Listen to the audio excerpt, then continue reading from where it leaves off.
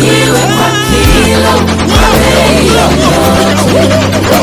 amani huwezi ipata, ndio maana nalia Tanzania yangu, Mungu. Tanzania nchi yangu ya amani, maandamano na vurugu ni za nini? Mungu Baba tuepushe mtihani, nchi yetu bado iko matatani, mioyo zetu zimejawa na huzuni, ndugu zetu tuko nao duniani, haya machozi atayafuta ni nani? Mungu Baba hebu shusha amani, wanaoharibu amani wengine, wanaohamasisha vurugu wengine, tunaoumia ni sisi wengine. Mungu Baba hebu shusha amani.